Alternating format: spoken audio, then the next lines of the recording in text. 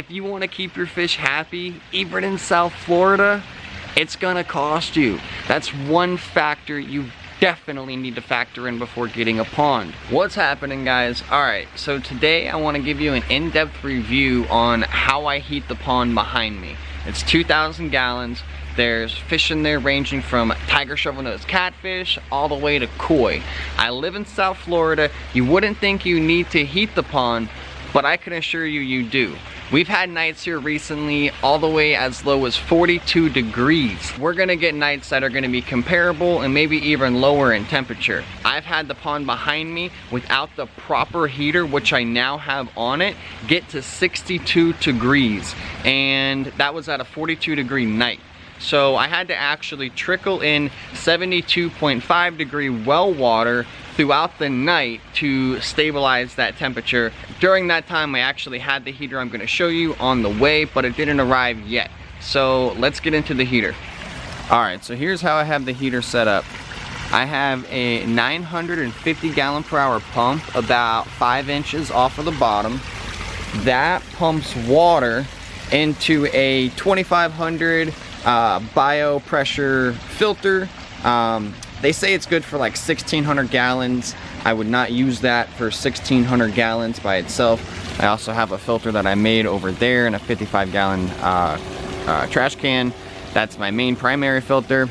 This is just the pre-filter with a 13 watt UV light on there, and that's the pre-filter that goes into the heater. And that's the Aqualogic heater there. Let's get a better look at it. Alright, so here's the heater. What I did is I put it in a 37 gallon Husky Rubbermaid bin, and all I did was drill in a entrance hole and an exit hole. Obviously the exit then goes back into the pond right there. This hose is 1 inch. This hose is 1.25 inches. So I have 1 inch going in, 1.25 inches going out. I'll have links to the pump, the pre-filter with the UV light, and the two different size hoses in the description below. And then we also have a hole for the power supply. Now I was able to keep that hole small because I had to fit this like outlet or plug onto the cable that I had used. Alright, so the model I went with was the 2 kilowatt 220 volt heater, and the reason why I went with the 220 volt, if you saw there, it's actually running 9 amps, and I believe the 115 volt model they sell is running around 18 amps, like 17.5. So with the 220 volt configuration as opposed to the 115 volt configuration they sell, you're able to run the same heat, the same energy going to the heater with half the energy. Now what that translates to in like cost savings, I don't really know, but if you know, I have the ability to still get the same output by putting in half of the input energy wise, I'm gonna do it. So that's why I went with this model. For this, I had to direct wire it to a breaker panel, and I had to put in a 20 amp double pole breaker just for this specifically. So it's on its own breaker setup, and it's on a double pole 20 amp. Alright, so I have the heater set to 77 degrees. Since I've had the heater, the coolest that the pond has gotten to was 73.5 degrees, and that was on a 52 degree night. Now, I believe that night got to 48 degrees if my memory's right, but I know it was definitely 52 degrees at 12:30 at night. With that, I did also tarp the pond. It helps keep the heat and traps the heat in the pond itself. And on top of that, I also did have two 100 watt aquarium heaters that I had kind of laying around that I put in the pond as well.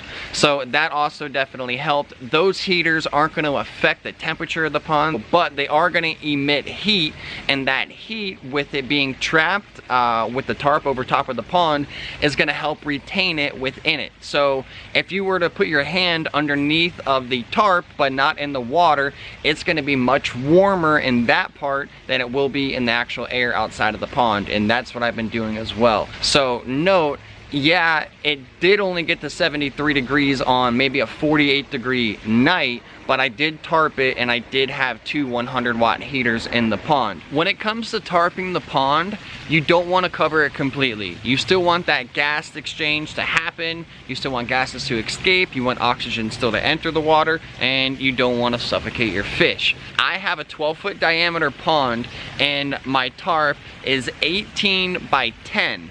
And I always have around a 2-foot gap on the far side back here. Let's see, back here, up against the palms, that allow that exchange to happen. If you can see, I have it to where the tarp is zip tied there, and it's actually zip tied under here as well. That allows a solid, maybe like a 12-inch gap of air to still be passed in through the back side here. If you see that gap right there, that still allows air to go into the pond, and with that 2-foot gap over here, it still allows for that gas exchange to happen. Here's what the pond looks like covered up. You can see air can still get in over there, and then there's a gap over there as well for the gas exchange. The general rule of thumb when it comes to the Aqualogic heater is 1 kilowatt for every 1,000 gallons. I have a 2,000 gallon pond. That's why I went with the 2 kilowatt heater. They have them 1 kilowatt, 1.5 kilowatt. So whatever suits your needs, I would definitely get that. It did take about 48 hours for the temperature to regulate. It was around 65 to 68 degrees the day that I had set everything up on the pond. The 2 100-watt heaters I have are Eheim heaters. They're good heaters. I wouldn't get them if I were you and you wanted to do the same setup I'm doing. I would go ahead and get a 300-watt Eheim heater and go ahead and put that in there. You'll get a little bit more heat out of it, and it's just going to be better. I had the 2 100 watts laying around, so they ended up in the pond, but go with the 1 300 watt. You'll be good if you want to do the same setup I'm doing here. Also, if you're in need for a UV light for your pond as well, and you want to do the heating setup that I have here, then you're in luck, because that 113 watt UV light works great for 2,000 gallons. You're not going to need anything more. My pond is pretty clear. I'll go ahead and show you a little clip now. So here's my pond. You can see how clear it is. I've had that 13 watt UV light on there, and this has been my backup pump in case my main pump over there were to fail. I have another pump over here to still provide oxygen. I've had it on the pond for about 3 months now, and that's been my primary use of UV. I did have a 36 watt UV light on there previously, and as you can just see, it's just not necessary. So overall, I'm extremely happy with the heater that I have, the Aqualogic. I'm happy with the overall setup and the outcome of putting that on there, tarping the pond, having the 2 extra heaters in there. It's still getting the job done, and the fish aren't suffering through the process. I have some tiger shovel-nosed catfish in there. They definitely don't like to get cold, and I have some cichlids in there, from green tears to Oscars, and they don't like it cold either. I'm really happy with the heater overall. This is just my experience. This is what I went with. I've been looking for heaters for a long time. I went to the Tetra floating rock as a de-icer. I did have that in there. I actually had that in another pond on the property. Though it worked, I would say your traditional heaters, that is an equivalent 300 watt, will emit more heat.